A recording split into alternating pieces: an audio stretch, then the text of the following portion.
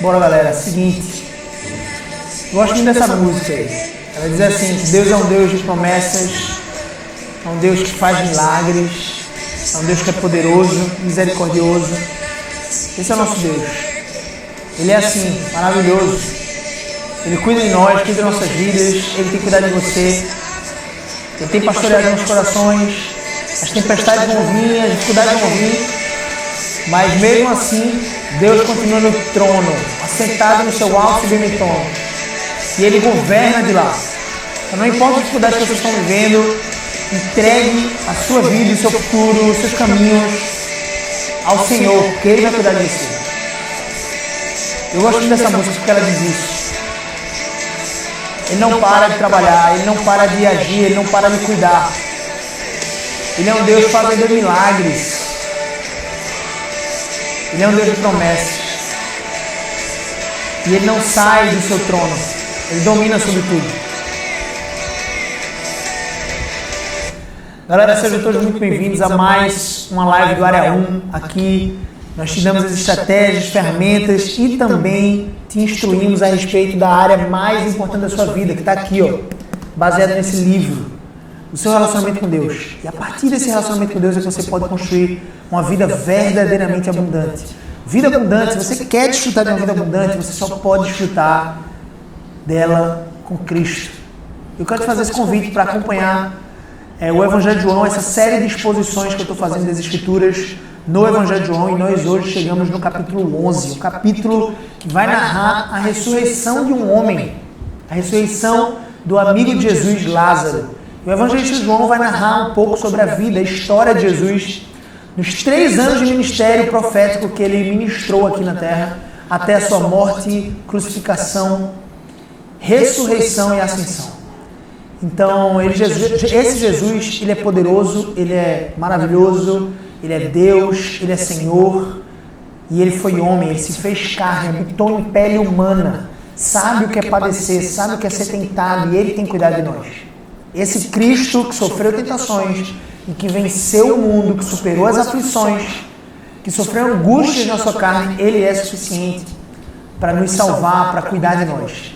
Então, eu vou ler aqui o Evangelho de João, capítulo 11, se você quiser me acompanhar nessa leitura bíblica e nessa exposição breve aqui das Escrituras, eu vou ficar muito feliz com a sua companhia, tá bom? Então diz assim, Evangelho de João, abre aí sua Bíblia, se você tiver ela disponível, capítulo 11. Estava enfermo Lázaro de Betânia, da aldeia de Maria e de sua irmã Marta. Esta Maria, cujo irmão Lázaro estava enfermo, era a mesma que ungiu com bálsamo o Senhor e lhe enxugou os pés com seus cabelos. Aqui vai um detalhe muito importante desse versículo 2, porque João está relatando uma coisa que para as pessoas da época, né, ele escreveu o Evangelho de João depois da morte, crucificação e depois da ressurreição de Jesus, alguns anos depois. Depois que ele, junto com alguns outros apóstolos, fundou a igreja que é conhecida como Igreja Primitiva. E aqui ele estava trazendo um relato para as pessoas, né, para o povo que estava ali na época, que provavelmente eles conheciam. Só que ele só vai relatar cronologicamente aqui no Evangelho de João esse episódio em que Maria, a irmã de Lázaro, lava os pés de Jesus no capítulo 12. Então ele estava falando aqui do capítulo 11, no versículo 2, que essa Maria, que era irmã de Lázaro, lá da cidade de Betânia, né, do vilarejo, da aldeia de Betânia, era a mesma Maria que lavou os pés de Jesus com um bálsamo caríssimo de nardo puro, e a gente vai entender isso provavelmente amanhã, se Deus permitir, o que significa esse ato de lavar os pés, enxugar os pés de Jesus com os cabelos, e ele só vai relatar isso no capítulo 12, e aqui ele está trazendo à memória das pessoas que essa Maria era a mesma que fez aquele ato belíssimo de adoração a Jesus. E aí no versículo 3 ele diz assim, mandaram, pois, as irmãs de Lázaro, Marta e Maria, dizer a Jesus, Senhor, nosso irmão está enfermo, está doente. Nosso irmão a quem tu amas. Ao receber a notícia, disse Jesus, essa enfermidade não é para a morte, e sim para a glória de Deus. Literalmente para a glória de Deus. Para que Deus possa ser glorificado no seu Filho, Jesus. Ora, Jesus amava a Marta e a sua irmã e a Lázaro, ou seja, ele amava aquela família, Lázaro e suas 2 irmãs, Maria e Marta, eram amigos de Jesus. Quando, pois, soube que Lázaro estava doente, ainda se demorou 2 dias no lugar onde estava. Depois disse aos seus discípulos, vamos outra vez para a Judéia. Você lembra que ele estava na Judéia e que os fariseus e principais sacerdotes pegaram pedras para apedrejá-lo e matá-lo? Os fariseus já tinham dito que se ele voltasse lá para Jerusalém, iam dar uma recompensa para quem apontasse onde Jesus estava para o prender. Então, aqueles fariseus ali estavam prontos para matar Jesus. E Jesus, ele sai literalmente ali da Judéia, da região de Jerusalém, e vai para a região além do Jordão, onde João Batista batizava. E ali ele recebe literalmente essa notícia de que Lázaro estava muito doente e ele precisa voltar para a Judéia.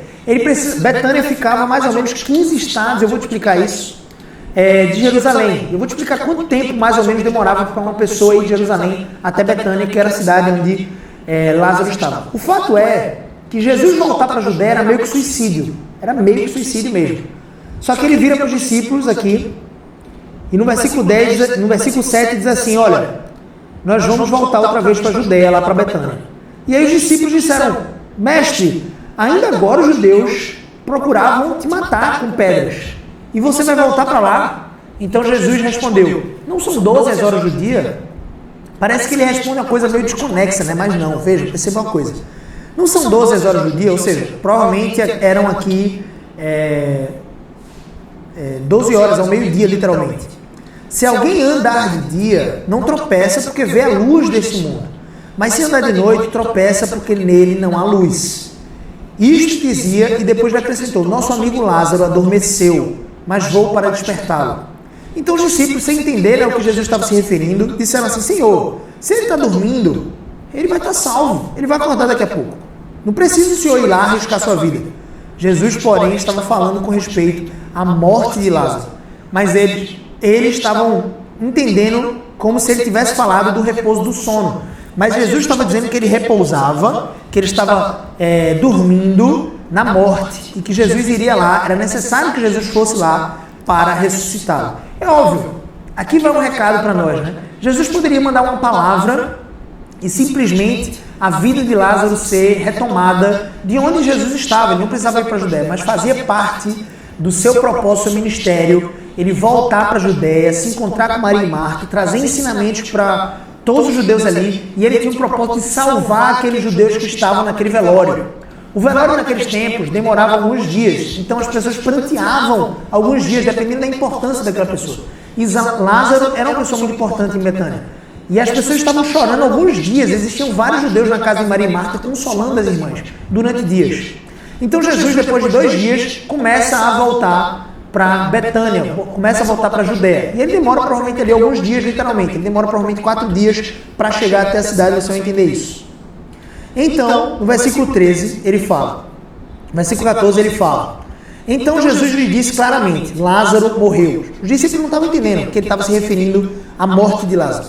E aí ele precisa expressar com clareza que Lázaro havia morrido.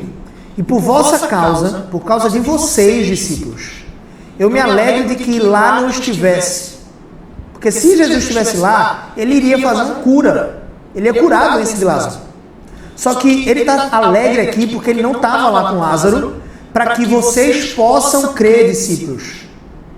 Para que vocês possam crer no poder do Filho de Deus. Porque se ele estivesse lá, ele ia curar mais uma doença. Ia ser mais um milagre. Mas como ele não estava lá, ele ia poder agora, depois de Lázaro morto, ressuscitá-lo. E não havia dúvida que ele estava morto. Há 4 dias ele estava morto. Então Jesus disse, vamos ter com ele. Versículo 16, então Tomé, chamado Dídimo, esse Tomé foi o mesmo que disse assim, quando Jesus ressuscitou e apareceu para alguns dos discípulos, esse Tomé ficou conhecido por dizer assim, eu não acredito em vocês não, só acredito se eu ver. Jesus aparece no meio da sala, novamente a todos os discípulos, e diz assim, Tomé, seja crente. Você precisa ver para crer, Tomé. E eu quero que você creia, bem-aventurado aquele que crê, mesmo que não veja. Então Tomé creu em Jesus, ali. Então esse Tomé, chamado Dídimo, disse aos codiscípulos, né? Os discípulos com eles, irmãos, vamos também nós para morrermos com ele. Ou seja, Tomé estava ali firme, olha só que interessante, um momento de fé aqui de Tomé, em que ele diz assim, vamos lá, e nós vamos morrer com ele lá na Judéia.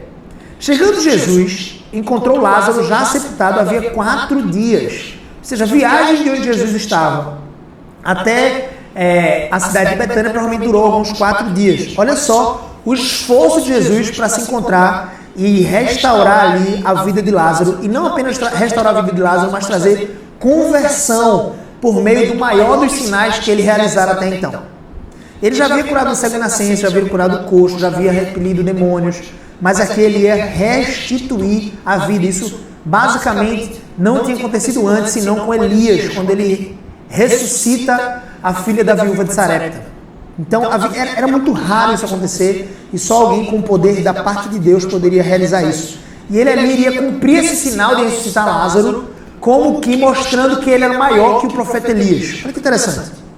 Ora, Betânia, versículo 18, estava a cerca de 15 estádios perto de Jerusalém. Como assim 15 estádios?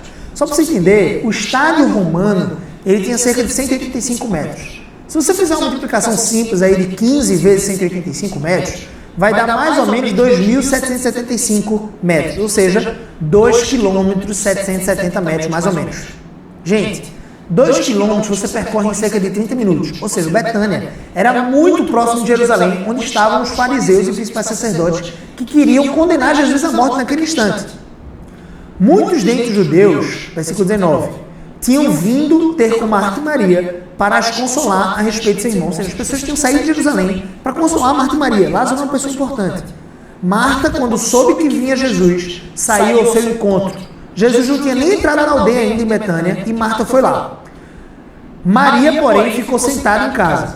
Disse, pois, Marta a Jesus: Senhor, se estiveras aqui, não teria morrido meu irmão. E é verdade, se ele estivesse lá, Jesus teria curado ele. Mas também sei que, mesmo agora, tudo quanto pedires a Deus, Deus tu concederá. Declarou Jesus: teu irmão há de ressurgir.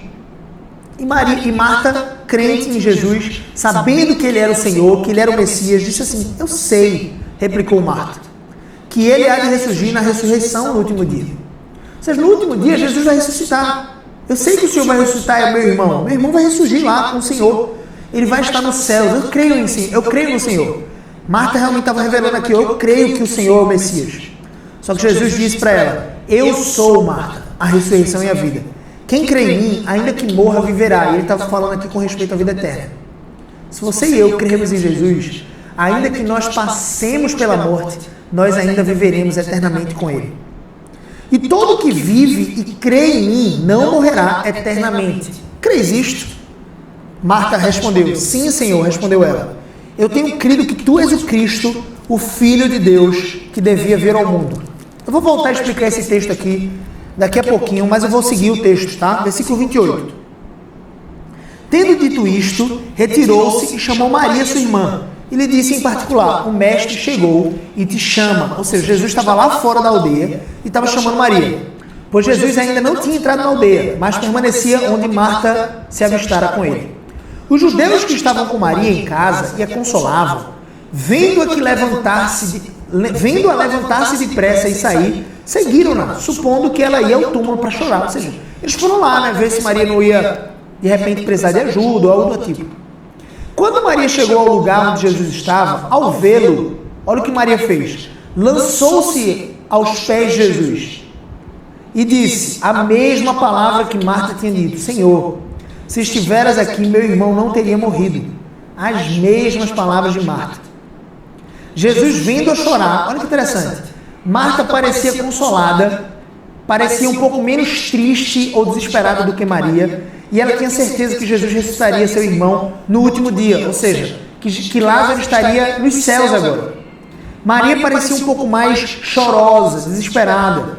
Jesus, vendo Maria chorar, e bem assim os judeus que a acompanhavam, todos estavam tristes, agitou-se no espírito e comoveu-se. Eu quero chamar a sua atenção para esse versículo 33 aqui, daqui a pouquinho eu vou voltar nele. E perguntou: onde vocês sepultaram teu irmão? Ela respondeu: Senhor, vem ver. E aí o versículo 35, que é o menor versículo da Bíblia, 2 palavrinhas só, diz assim: Jesus chorou. Versículo 35 do capítulo 11, Jesus chorou. E a gente vai entender o que significa isso. Então disseram aos judeus: vede quanto o amava. Caramba, olha como ele amava ele, né? Olha como Jesus amava Lázaro.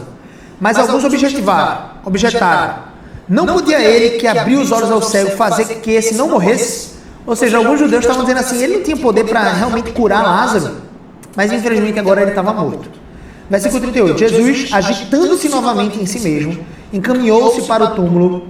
Era este uma gruta e cuja entrada tinha sido posto uma pedra. Parecido com o que ia acontecer com Jesus lá na sua crucificação, quando ele foi posto no túmulo que pertencia a José de Arimateia. Então ordenou Jesus: tirai a pedra.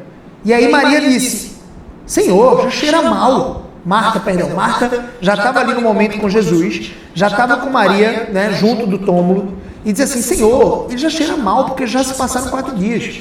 Respondeu Jesus: não te disse eu que se cresces, verás a glória de Deus?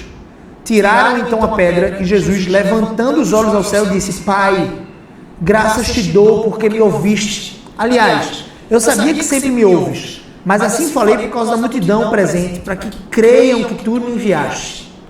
E tendo dito isto, clamou em alta voz: Lázaro, vem para fora. Saiu aquele que estivera morto, tendo os pés e as mãos ligados com atadura, e o rosto envolto num lenço. Então lhes ordenou Jesus: desatai-o e deixai-o ir. Muitos, pois, dentre os judeus que tinham vindo visitar Maria e Marta, vendo o que Jesus fez, creram em Jesus.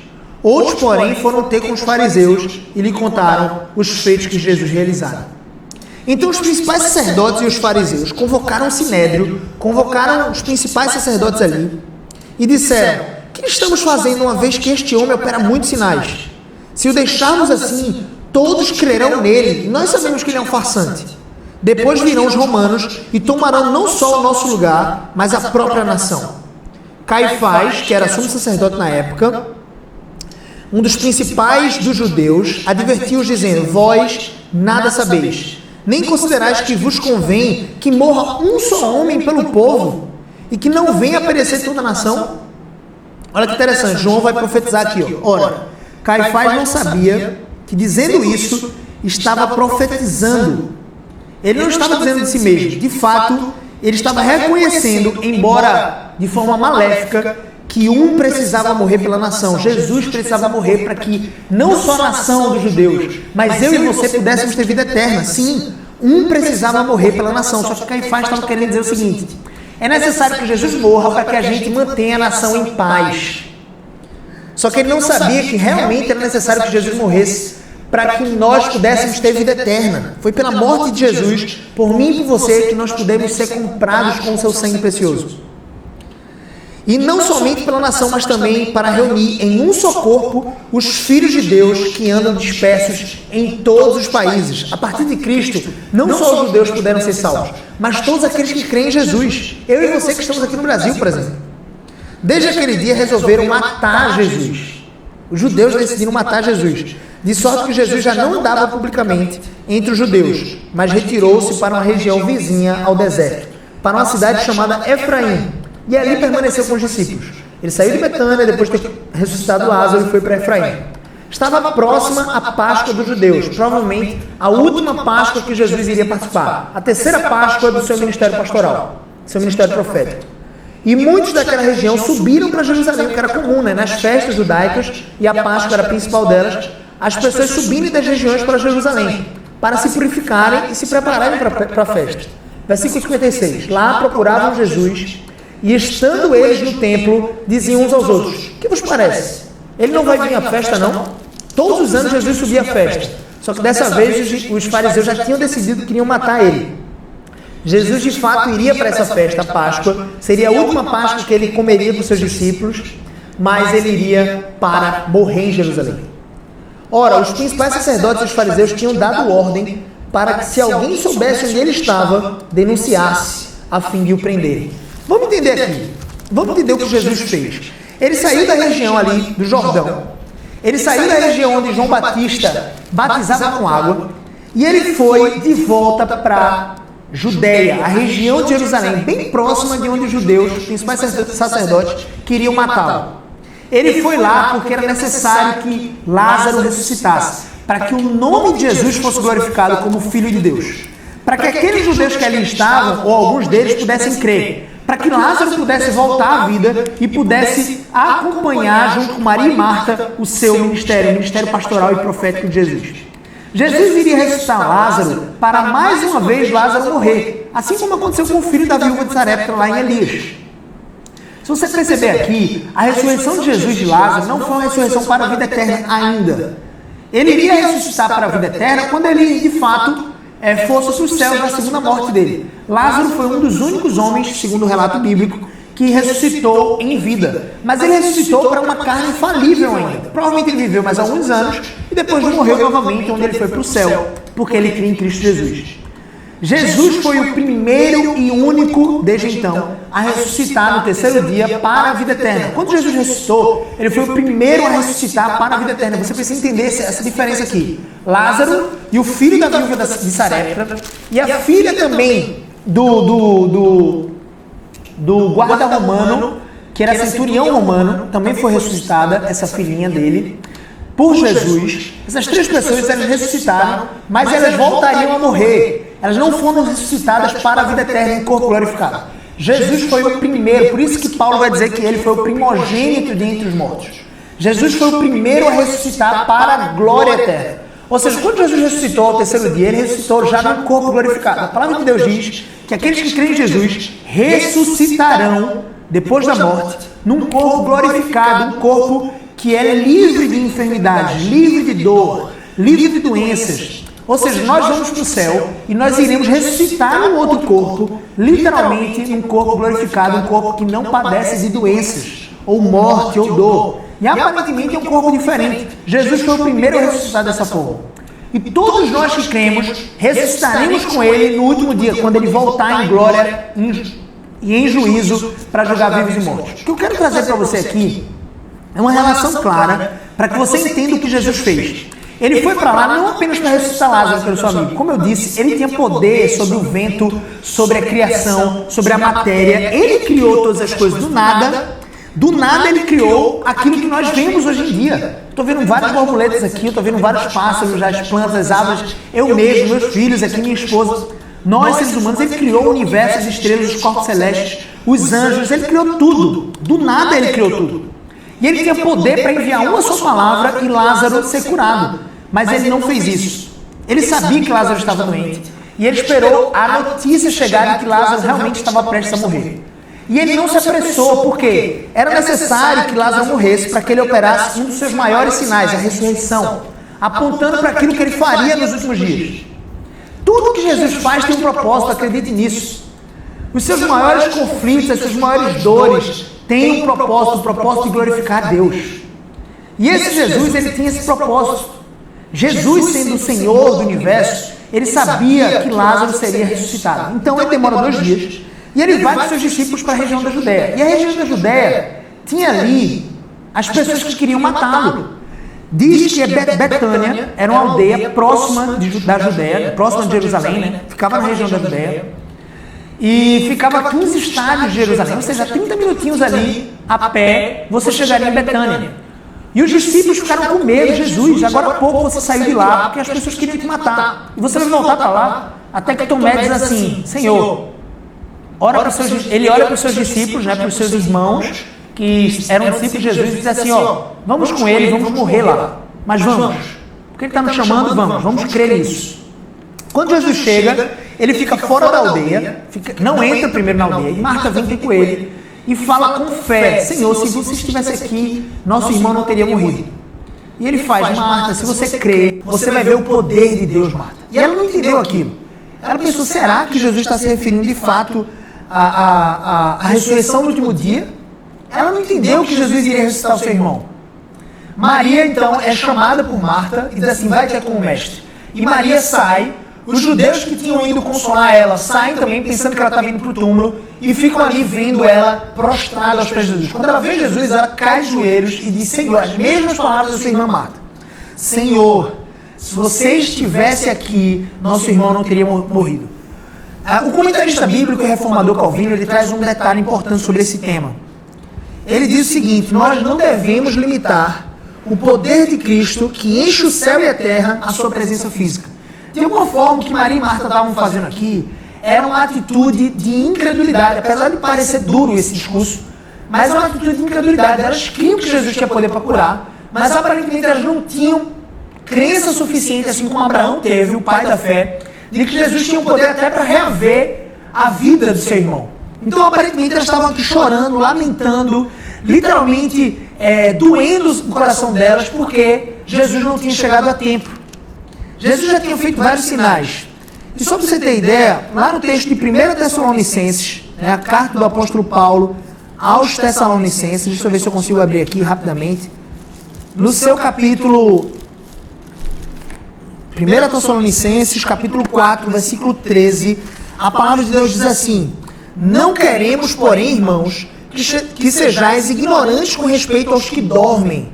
É a mesma expressão que Jesus utilizou aqui para Lázaro. O nosso irmão Lázaro dorme. E os discípulos pensando que ele estava se referindo a um sono. Mas Jesus estava se referindo à morte. Não queremos, porém, irmãos, o apóstolo Paulo está escrevendo na igreja de Tessalonicenses aqui em Tessalonicenses, 1 Tessalonicenses capítulo 4, versículo 13.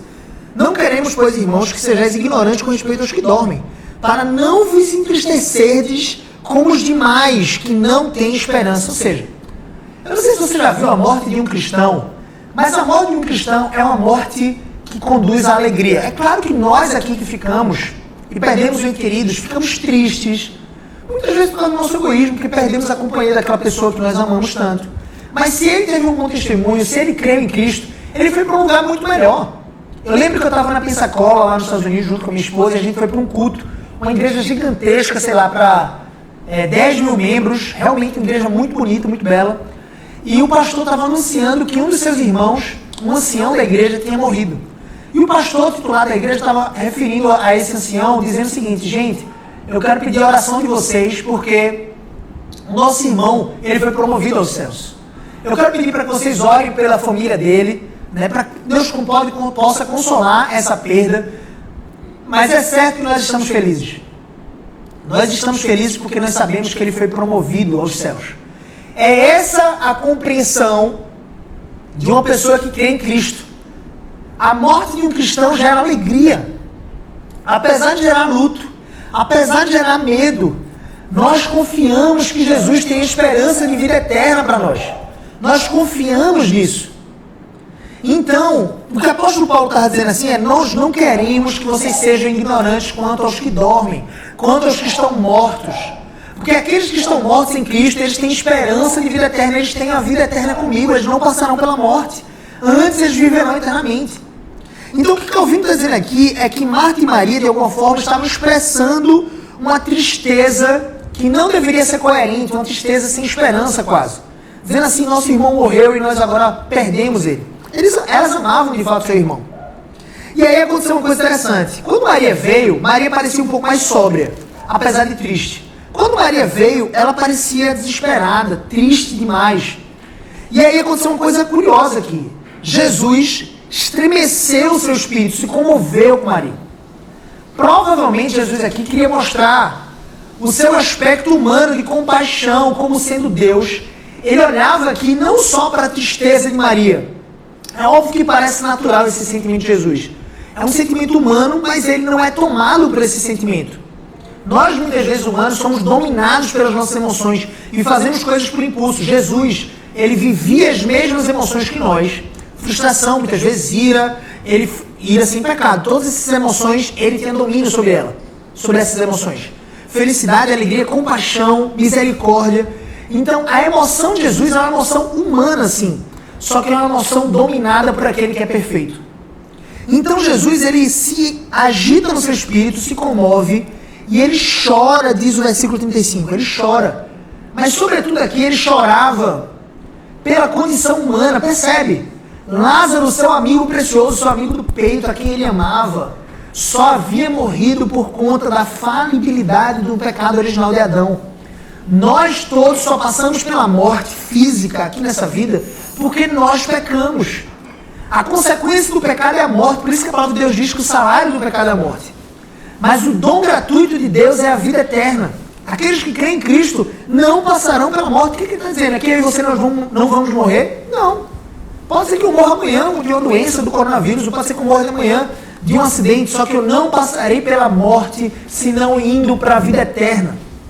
Depois dessa vida, só tem dois caminhos: ou a vida eterna ou a morte eterna. E Jesus está chorando aqui, se compadecendo também da condição humana, a condição de morte, de dor.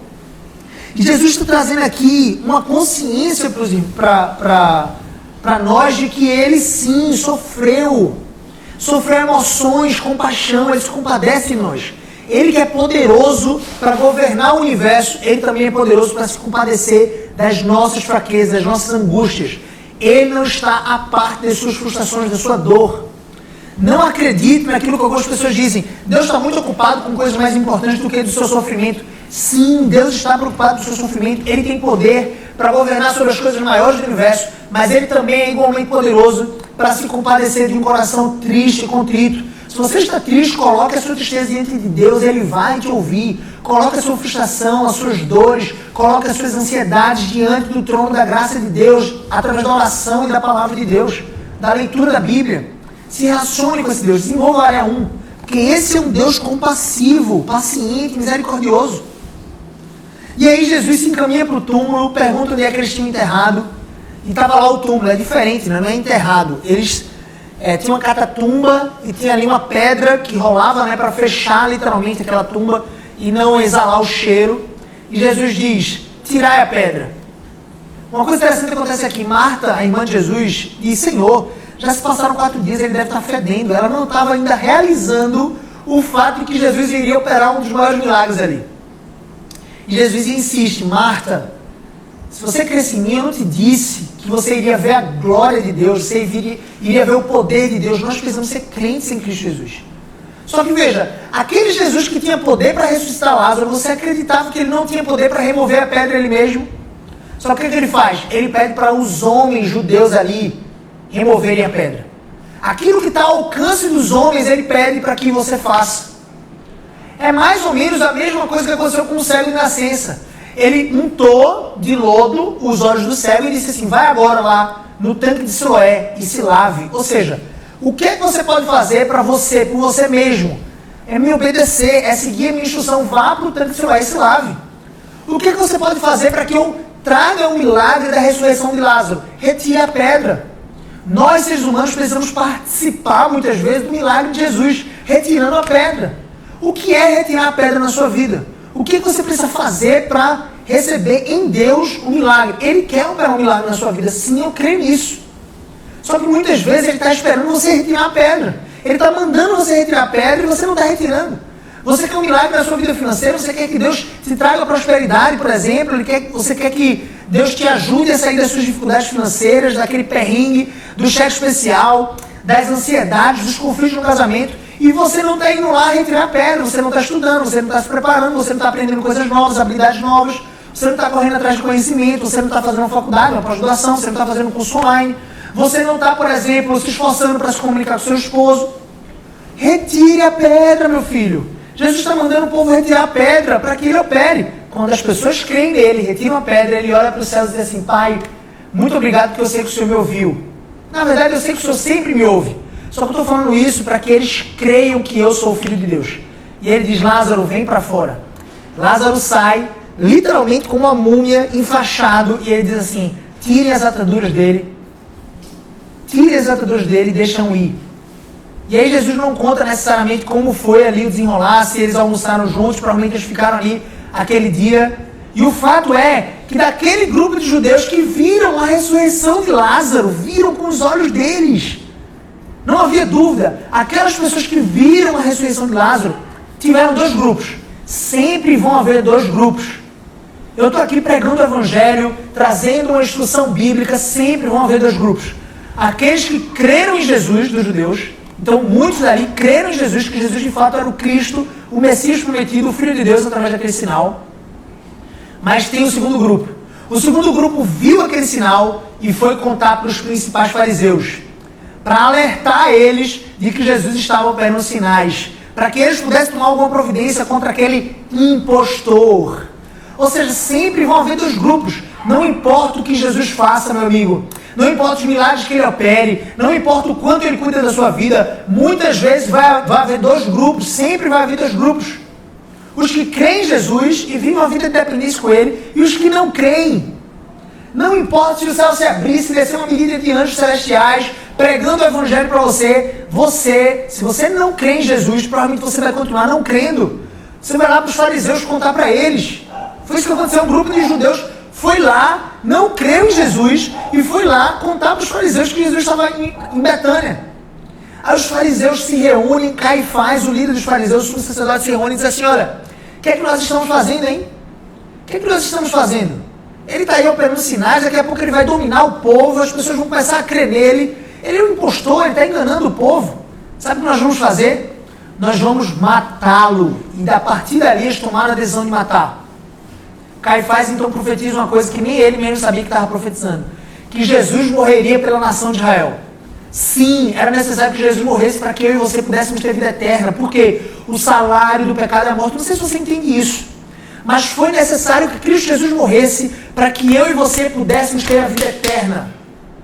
A vida eterna só é possível por conta da morte de Jesus na cruz. E a partir daquele momento, Jesus se retira para uma cidade de Efraim, uma cidade mais escondida, e ele já não aparecia em público. Ainda assim, as multidões seguiam ele para serem curados, ele continuava operando seus sinais. Mas estava chegando finalmente a terceira e última Páscoa, o terceiro ano, né, a Páscoa acontecia uma vez por ano no calendário judaico, e era a terceira e última Páscoa que ele iria comer junto com os seus discípulos antes da sua crucificação. E ele iria para Jerusalém para ser morto. Ele sabia que ele poderia, por exemplo, fugir para outras cidades, mas ele iria para Jerusalém para ser morto na cruz do Calvário, para sofrer as injúrias, ser cuspido, ultrajado, ferido, para que eu e você pudéssemos ser sarados das nossas mazelas, para que eu e você pudéssemos ter vida eterna. Foi necessário que Cristo Jesus, o justo, o Senhor de todo o universo, o arquiteto de toda a criação, o Deus misericordioso, complacente, miraculoso, o Deus de milagres, o Deus de promessas, morresse por mim e por você naquele madeiro. Foi necessário que ele se fizesse pecado e maldição para que eu e você pudéssemos ter vida eterna. Você compreende isso? E eu sei que do grupo das pessoas que estão assistindo esse vídeo vão sempre existir dois. Os que creem em Jesus depois dessa pregação e os que não creem em Jesus, que vão estar criticando simplesmente. Sempre vão existir esses dois grupos, mas eu vou me prender e vou continuar fazendo esse ministério, esse trabalho aqui todos os dias, de entrar ao vivo aqui no Instagram, de publicar esse vídeo no canal do YouTube, para que aqueles que creem possam crescer em comunhão e intimidade com Deus e desenvolvam a área 1. Hoje nós estudamos o capítulo 11 do Evangelho de João. Amanhã nós começaremos o capítulo 12. Eu espero te ver aqui no Instagram amanhã de manhã, para que nós possamos estudar e aprender ainda mais sobre esse Deus, sobre Cristo e sobre os mistérios daquilo que Ele tem revelado para nós através da sua palavra. Se você não tem lido a palavra de Deus, você está desnutrido espiritualmente. Isso aqui é verdadeiro alimento. Alimento espiritual. Eu e você, nós somos chamados a ler as Escrituras. Deus tem nos dado um banquete de graça, um banquete de misericórdia, de amor, de sabedoria. E eu e você muitas vezes não lançamos mão disso. Lance mão das Escrituras Sagradas. Pegue as Escrituras, leia. Se você tiver alguma dúvida, me manda no direct, eu vou ter a alegria de te responder. Se você tiver alguma sugestão de tema para a gente abordar aqui, eu vou abordar e vou tentar te ajudar a entender um pouco mais sobre as Escrituras. Ok? E se você está assistindo esse vídeo no canal do YouTube, não se esquece de se inscrever no canal Gabriel SBO. Nós aqui temos vídeos para desenvolver todas as áreas da sua vida e a abundância nessas áreas. Sobretudo, eu tenho preenchido esse canal com vídeos da área 1, que é a área mais importante da minha vida e da sua vida, o nosso relacionamento com Jesus. E nós estamos estudando continuamente, todos os dias, o Evangelho de João. E se Deus quiser, nós vamos avançar para outros livros da Bíblia, para que você possa entender um pouco mais das Escrituras, ok? Deus abençoe sua vida. Eu vou terminar com a oração. Senhor, cuida de cada pessoa que tem assistido esses vídeos, que tem, Deus, aprendido da Tua Palavra através de mim, que eu seja diminuído, Senhor Deus, que o Teu nome seja engrandecido na minha vida. Eu sou apenas um instrumento, um vaso em Tuas mãos, e eu quero ser usado como instrumento de fato. Ó Deus, continua abençoando a vida dessas pessoas com sabedoria, com graça, com fé, e faça com que elas possam ter a maior de todas as esperanças, a vida eterna contigo, que te foi nos prometida através de Cristo Jesus. Ó Deus, aqueles que creem em Cristo não passarão pela morte, mas viverão eternamente. Faz com que essas pessoas creiam nisso e possam viver essa vida cheia de significado, de esperança, de amor, e possam glorificar o Teu nome com uma identidade muito sólida, e possam construir uma vida abundante em todas as áreas, no casamento delas, nas suas famílias, na criação dos seus filhos, nas suas finanças, na sua carreira e na sua saúde física, Pai. Abençoa-os. Em nome de Jesus nós te oramos. Amém. Não se esquece de me acompanhar lá no podcast. Conversa de Impacto. Se você ainda não acompanhou os episódios lá no podcast Conversa de Impacto, é um podcast que te ajuda a construir uma vida abundante em todas as áreas. Tem vários episódios já lá, você pode acompanhar no Spotify, Deezer, iTunes, SoundCloud, são várias plataformas, você pode acompanhar lá. Só é você pesquisar Conversa de Impacto, você vai ver minha foto e você vai poder escutar esses conteúdos em áudio, tá bom? São conteúdos diferentes, são conteúdos exclusivos lá no podcast para você aprender e começar a desenvolver e construir a sua vida abundante de forma intencional em todas as áreas. Beleza? Deus abençoe a sua vida, tamo junto. O Atácio respondeu aqui, Deus vai fazer a parte dele, mas precisamos fazer a nossa. Perfeito, Atácio. Precisamos fazer a nossa. Aquilo que está no nosso alcance e que Deus nos deu a compreensão de fazermos, nós precisamos fazer. Deus abençoe a sua vida e até amanhã, se Deus permitir, aqui no Área 1. Tamo junto. Grande abraço.